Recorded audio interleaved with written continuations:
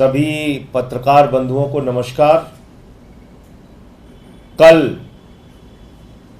देश के सर्वोच्च सदन में भारतीय जनता पार्टी के सांसदों ने मंत्री पीयूष गोयल के नेतृत्व में जो कुछ भी किया वो अत्यंत शर्मनाक है, वो अत्यंत दुर्भाग्यपूर्ण है और सत्ता पक्ष की दबंगई को प्रदर्शित करता है।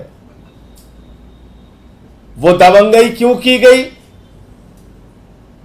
वो बदसलूकी क्यों की गई, ये बिंदुवार मैं आपको बताना चाहता हूं। समाजवादी पार्टी के सांसद जावेद अली खान एक बिल लेकर आते हैं कि ओबीसी का आरक्षण उनकी जनसंख्या के अनुपात में दिया जाए। यह उनका बिल है, प्राइवेट मेंबर बिल, जिसमें वो मांग कर रहे हैं कि पिछड़े वर्ग की जितनी संख्या है उसके हिसाब से उनको ओबीसी का आरक्षण दिया जाए। इस बिल के आते ही भारतीय जनता पार्टी आग बबूला हो जाती है, भारतीय जनता पार्टी का खून खौलने लगता है। उनको लगता है अरे इस देश के सदन में कैसे ओबीसी के आरक्षण उनकी संख्या के आधार पर दिए जाने पर चर्चा हो सकती है। और इस बौखलाहट में वो क्या करते हैं मैं आपको दिखाना चाहता हूं। कल जो बदसलूकी, जिस तरह की दादागिरी भारतीय जनता पार्टी के सांसदों ने मंत्री पीयूष गोयल के नेतृत्व में किया, कांग्रेस पार्टी के सांसद नीरज डांगी जब बोल रहे थे उस वक्त जो कुछ भी किया, दलित समाज से आने वाले नीरज डांगी के साथ जो किया, मैं समझता हूं वो बीजेपी के पिछड़ा, दलित और आदिवासी विरोधी चेहरे को पूरे देश के सामने उजागर करता है।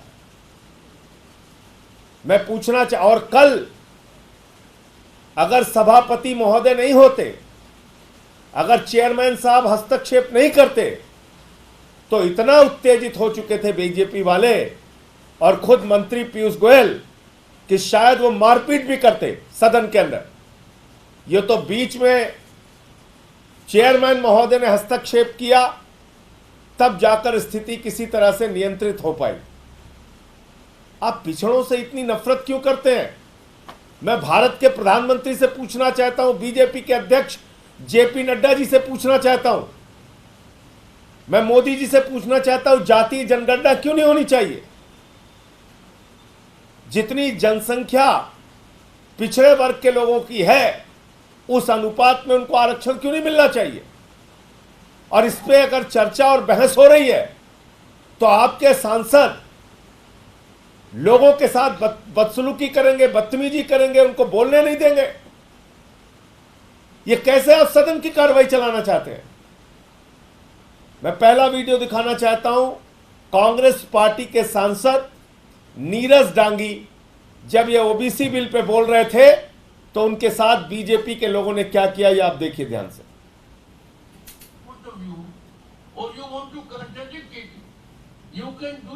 नहीं, 1 मिनट 35 सेकंड का एक वीडियो।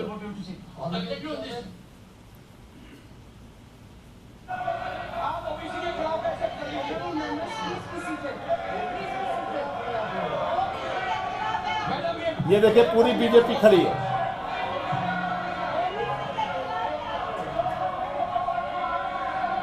ये सदन में ओबीसी के खिलाफ है। ये सामने आ गया है। मैं कंटिन्यू करना चाहूंगा मैम। 50% की सीमा को खत्म। ये कांग्रेस के सांसद है नीरज डांगी। आरक्षण शुरू में पिछड़ी जातियों के उत्थान के लिए था और समय के साथ में जातियों को लाभ प्रदान करने के लिए आरक्षण की सीमा बढ़ाना चाहते हैं। तमिलनाडु में पहले से ही 69% आरक्षण है और इसे भी सुप्रीम कोर्ट में चुनौती दी गई। लगातार बीजेपी हंगामा कर रही है। कांग्रेस सदैव ही संसद में ये मांग करती रही है कि जाति आधारित जनगणना कराई जानी चाहिए, क्योंकि 30 राज्यों और केंद्र शासित प्रदेशों में पिछड़े वर्ग ये जाति जनगणना की मांग कर रहे हैं। कोटा सीमा पहले ही पार कर चुके हैं। भाजपा को ओबीसी समुदाय का समर्थन प्राप्त है, लेकिन ये मैडम को देखिए जो चेयर पे बैठी हैं, वो दूसरों को मना कर रही है, बीजेपी सांसदों को, कि आप लोग बैठ जाइए, वो नहीं सुन रहे उनकी बात। इन्हें बोलना है, इसलिए सामान्य वर्ग को आरक्षण देने अब ये हाउस एजन हो गया, स्थगित हुआ। ये पहला वीडियो, एक मिनट रोक दीजिए। पहला वीडियो आपने देखा, चेयर पे जो मैडम बैठी हुई हैं वो लगातार बीजेपी सांसदों को रोक रही हैं। कांग्रेस पार्टी के सांसद Neeraj Dangi OBC bill pay बोल रहे हैं, जो खुद दलित समाज से आते हैं। पूरी बीजेपी लग के उनको बोलने नहीं दे रही है, पूरी बीजेपी। और मैडम चेयरमैन को, जो वाइस चेयरमैन जो बैठी हुई थी, उनको हाउस एडजर्न करना पड़ा 1 घंटे के लिए। अब दूसरा, पीयूष गोयल जो मंत्री हैं, उनकी गलत बयानी देखिए आप। Or you want to contradict it? You can do it at your term. Yes, Mr. Piyush Goyal, what do you have to say? Honorable I'll get you on this. Chairman, sir, I just saw on my Twitter handle a tweet by Honorable Member Shri Sanjay Singh Ji, in which he is making an allegation that BJP is against, amongst others, Adivasis. It is they who made the ruckus in the house. It is they who insulted a lady who was sitting in the chair, who comes from the Adivasi, ये मंत्री, एक minute, ये मंत्री जी का, इनकी गलत बयानी आपने देख ली। ये कह रहे हैं कि विपक्ष के लोगों ने रकस क्रिएट किया, जबकि आपके सामने मैंने वीडियो दिखाया, पूरी की पूरी बीजेपी खड़ी थी जब कांग्रेस पार्टी के सांसद ओबीसी बिल पे बोल रहे थे। और मैंने इसको लेकर ट्वीट किया कि ओबीसी आरक्षण के मुद्दे पर सदन में चर्चा हो रही थी। मैं अपना ट्वीट भी पढ़ देता हूं कि मैंने ट्वीट क्या किया था। और उसमें बीजेपी के सांसदों ने चर्चा होने नहीं दिया, चर्चा को रोकने का काम किया। और इस ट्वीट पे मंत्री जी आग बबूला होके ऐसे बोल रहे हैं, और इनके पीछे पूरी की पूरी बीजेपी खड़ी होके फिर मेरे साथ उन्होंने जो किया मैं आपको बता रहा हूं। राज्यसभा में मोदी सरकार का पिछड़ा वर्ग विरोधी चरित्र सामने आया। सपा सांसद जावेद अली खान के पिछड़ों की संख्या के आधार पर आरक्षण दिए जाने के प्राइवेट मेंबर बिल पर बीजेपी ने खूब हंगामा किया और सदन स्थगित करा दिया। बीजेपी पिछड़ों, दलितों, आदिवासियों के खिलाफ हमेशा थी, हमेशा रहेगी। ये ट्वीट मैंने किया। और क्यों किया, ये भी आपको दिखाया कि नीरज डांगी जो दलित समाज से सांसद हैं, कांग्रेस पार्टी के सांसद हैं, ओबीसी बिल पे बोल रहे हैं, उनको बोलने नहीं दिया। मैडम वाइस चेयरमैन जो बैठी हैं चेयर के ऊपर, जो आदिवासी समाज से हैं, वो बार बार रोक रही है बीजेपी के लोगों को, please be seated, please be seated. उनकी बात नहीं सुने, उनको अपमानित किया। हाउस एडजर्न होना पड़ा 1 घंटे के लिए। उसके बाद झूठा एलिगेशन मंत्री मेरे ऊपर लगा रहे हैं कि ये ट्वीट इन्होंने गलत किया। और तब सारी की सारी बीजेपी ऐसे खड़े होकर चिल्लाने लगी, ऐसे टूट पड़ी जैसे अगर चेयरमैन महोदय वहां नहीं होते तो शायद मेरे साथ मारपीट करने के लिए आ जाते वहां, सदन के अंदर ही। इनके एक सांसद पीछे से कई सांसदों चीखने चिल्लाने लगे, फिर एक सांसद कह रहे हैं इनको जेल भेजना है, जेल भेजना है। तो मैं भाजपाइयों से कहना चाहता हूं, ये जेल, लाठी, मुकदमा, ये डर किसी और को दिखाना और अपने आकाओं को भी बता देना, कोई हम लोग जेल, लाठी, मुकदमा से डरने वाले नहीं है। पिछड़ों के हक की जहां बात होगी, दलितों के हक की बात जहां होगी, आदिवासियों के हक की जहां बात होगी, अल्पसंख्यकों के हक की जहां बात होगी, वंचितों के हक की जहां बात होगी, वहां बोलेंगे। एक नहीं 1000 बार बोलेंगे। यह आम आदमी पार्टी बनी है समाज के कमजोर वर्गों के लिए आवाज उठाने के लिए। आप हमारा गला दबाने की कोशिश करेंगे वहां पे, हमको बोलने नहीं देंगे। तो फिर मैंने अंत में जो बोला है वो मैं आपको दिखा रहा हूं। So that we proceed with the. धन्यवाद मान्यवर। मान्यवर, इस सदन की कार्रवाई के बारे में सत्ता पक्ष के लोग, विपक्ष के लोग ट्वीट करते हैं। अब देख लीजिए सर, आपने अलाउ किया है। वो बोल रहे थे, मैं चुपचाप सुना सर। ट्वीट करते हैं। Please, हमारे एक साथी if ने anyone interrupts, यहां पर ओबीसी आरक्षण जनसंख्या के आधार पर दिया जाए, ये बहस, ये आपको बोल रहा हूं सर। वो बहस में हिस्सा ले रहे थे नीरज जागी जी, सब लोगों ने रोका सर। सर एक मिनट सर, सर हाउस क्यों एडजर्न हुआ? सर एक मिनट सर, हाउस, सर मुझे आपने 2 मिनट का टाइम दिया है, प्लीज 2 मिनट का सर टाइम दिया, मुझे अपनी बात करने दीजिए।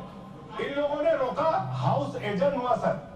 अगर रोका नहीं तो हाउस एडजर्न क्यों हुआ? आपने रोका, मैंने उसको ट्वीट कर दिया। मंत्री जी नाराज हो रहे, इतने लोग इनके पीछे खड़े होके हमको धमका रहे। हम धमकियों से डरने वाले लोग नहीं है।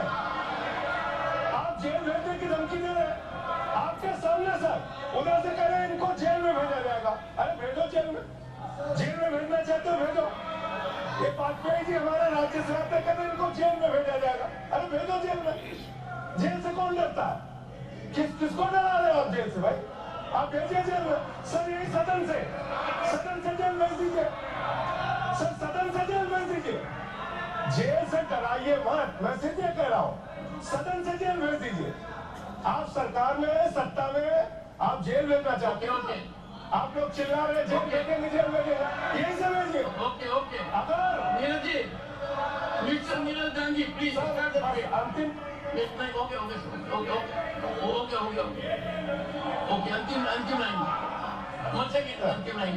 मैं सिर्फ ये कहना चाहता हूं, ये मेरी प्रबल धारणा है भारतीय जनता पार्टी के बारे में कि वो दलितों, पिछड़ों, आदिवासियों की विरोधी है। बस बंद करिए। तो ये घटनाक्रम पूरी तरीके से हुआ और मैं फिर दोहरा रहा हूं, भारतीय जनता पार्टी दलितों, पिछड़ों, आदिवासियों, अल्पसंख्यकों, मुसलमानों, ईसाइयों, सिखों की विरोधी है। ये किसी के सगे नहीं है। और अगर ये ओबीसी का आरक्षण बिल आया है और भारतीय जनता पार्टी की नीयत साफ है तो इस बिल के वो पास करें। क्यों विरोध कर रहे हैं इस बिल का?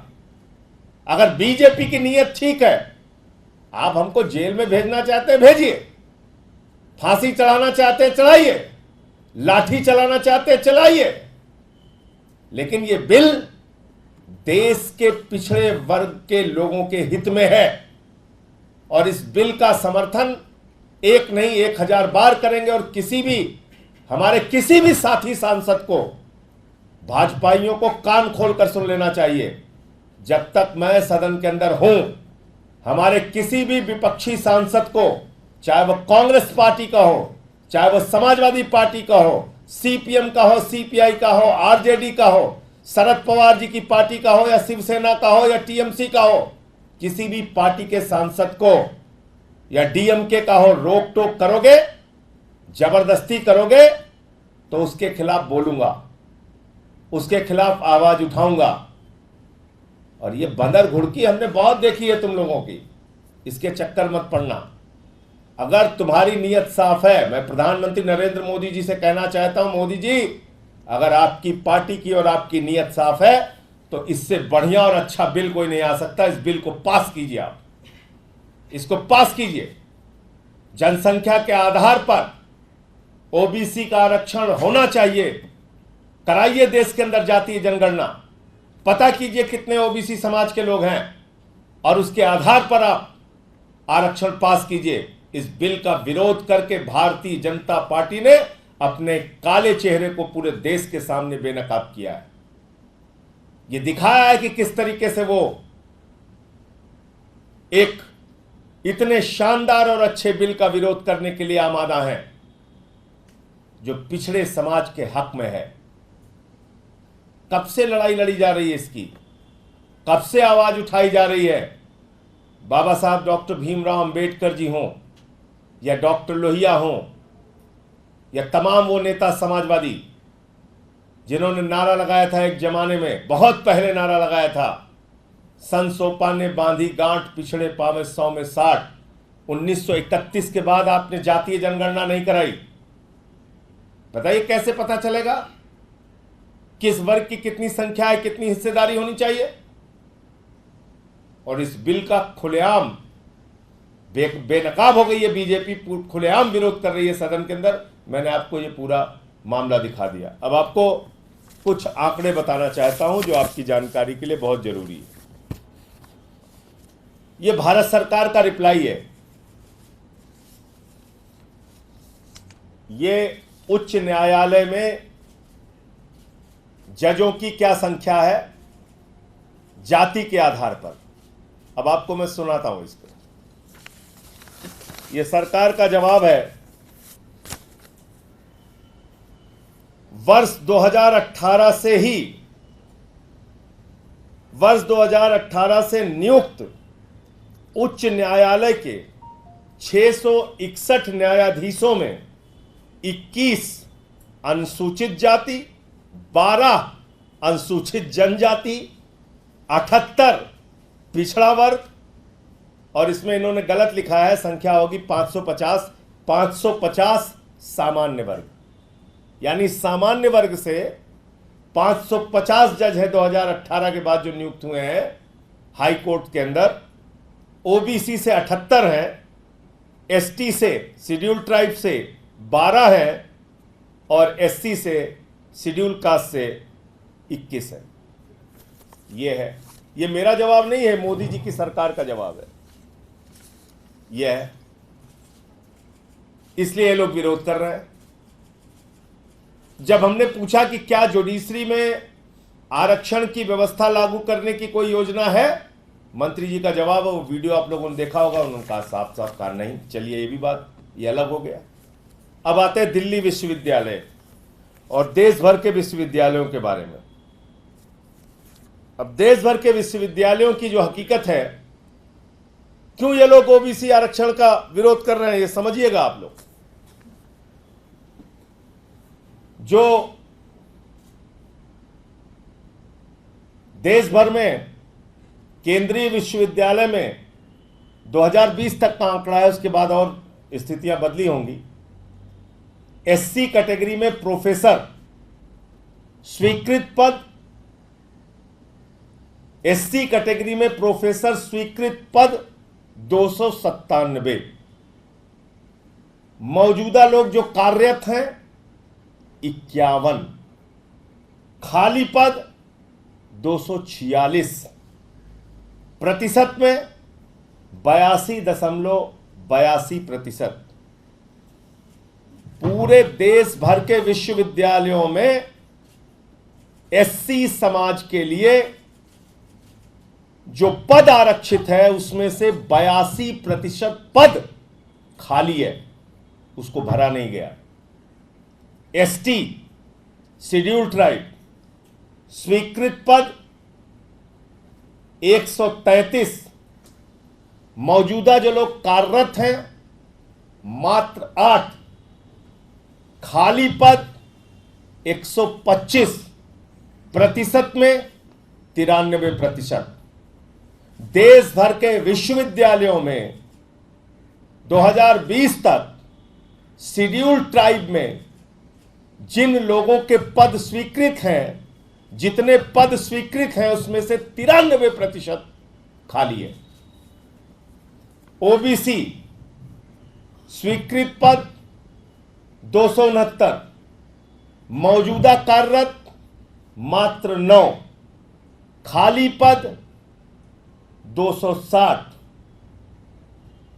96% पद खाली हैं। ओबीसी में क्यों विरोध कर रहे हैं इस बिल का ये लोग? क्यों विरोध कर रहे हैं भाजपा वाले? ओबीसी में, पिछड़ा वर्ग में स्वीकृत पद 269 है, जो कार्यरत है उनकी संख्या 9 है, 260 पद खाली हैं, लगभग 96% पद खाली हैं। अब बात करते हैं पीडब्ल्यूडी कैटेगरी, डिसेबल्ड। स्वीकृत पद 70 है, जो मौजूदा कार्यरत लोग हैं वो 10 हैं, और खाली पद की संख्या है 60। यानी कि उनका भी, जो दिव्यांग है उनका भी 85.71% पद खाली पड़ा हुआ है।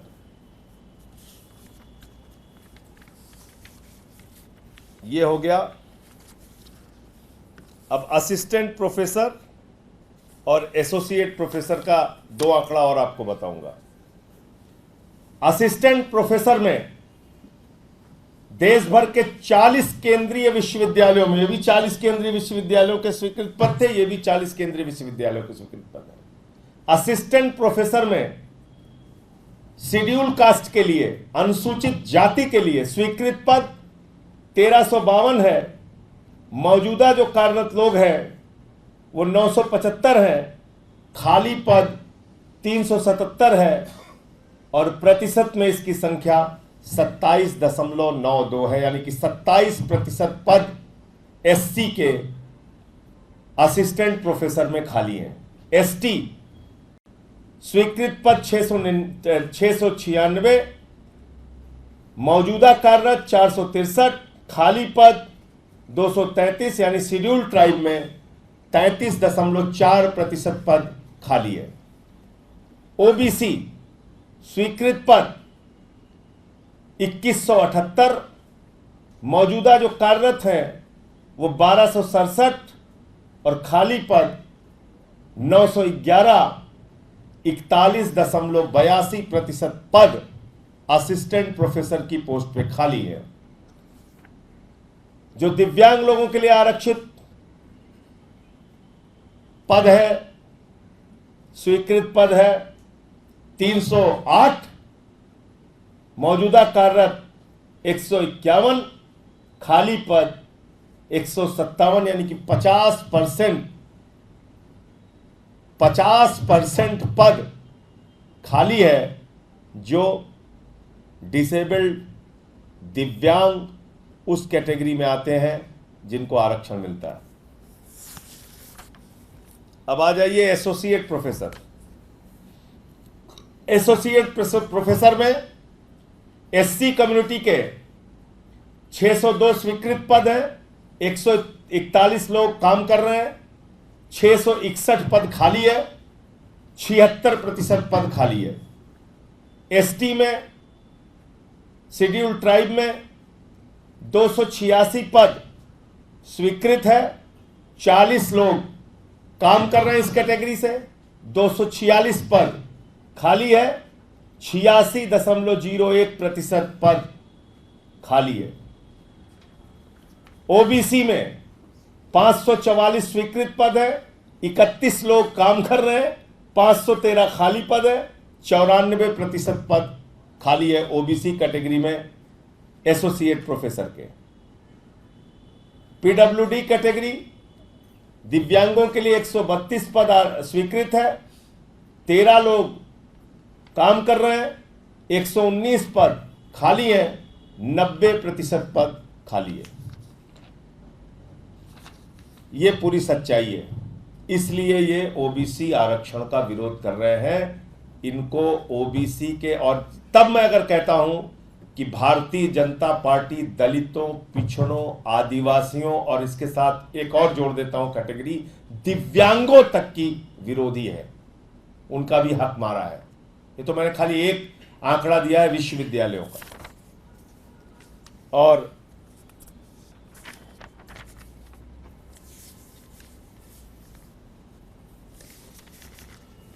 ये सारा कुछ डिटेल आरटीआई के जरिए जो मिला है वो है सामने, वो भी आपको उपलब्ध करा दिया जाएगा। तो मेरा सिर्फ ये कहना है, भारतीय जनता पार्टी कल पूरे देश के सामने बेनकाब हुई उन्होंने सदन में इस ओबीसी बिल को, जो संख्या के आधार पर आरक्षण दिए जाने की मांग करता है, जातीय जनगणना कराकर आरक्षण दिए जाने की मांग करता है, उस बिल का विरोध करके पूरे देश के सामने बीजेपी बेनकाब हुई है।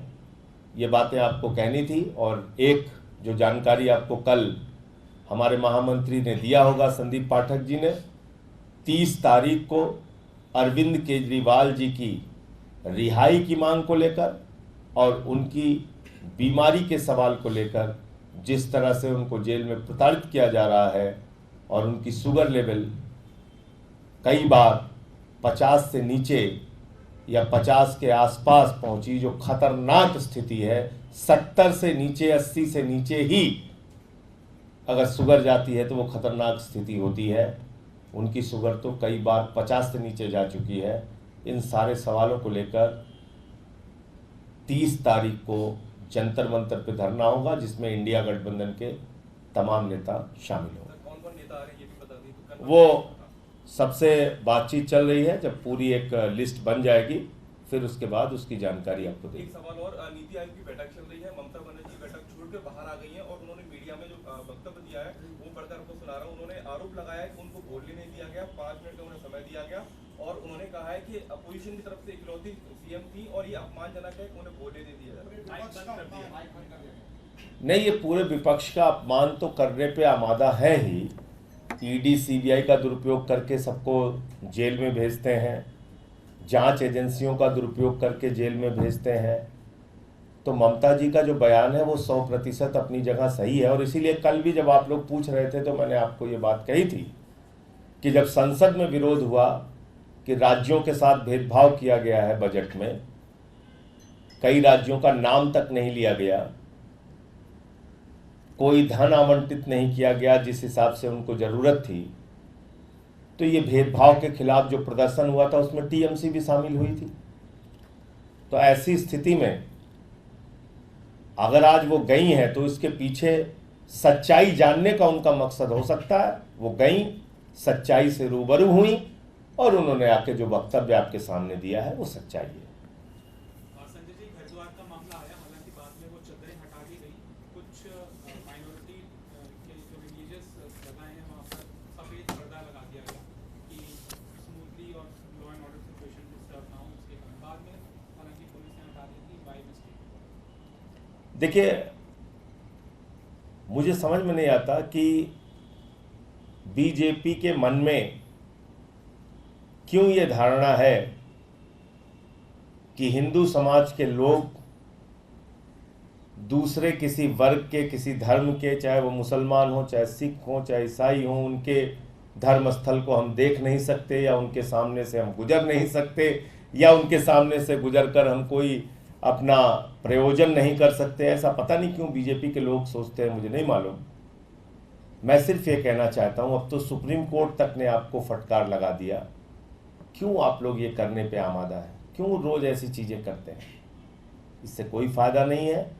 हिंदुस्तान अलग अलग धर्मों, अलग अलग जातियों, अलग अलग वर्गों से बना हुआ देश है और यहाँ सबको आज़ादी है अपनी उपासना पद्धति के हिसाब से पूजा करने की, इबादत करने की, और उसमें कोई व्यवधान पैदा करना देश के ताने बाने को बिगाड़ने की कार्रवाई है। संजय जी, आप बार बार सरकार के बोलते हैं, लेकिन लल्लन सिंह बोल रहे हैं ये फेविकोल का जोड़ है टीडीपी, जेडीयू और बीजेपी का, और ये टूटेगा नहीं। अब ये फेविकोल का जोड़ तो जब नीतीश जी इधर थे इंडिया गठबंधन के साथ तब भी था, तो कैसे टूट गया?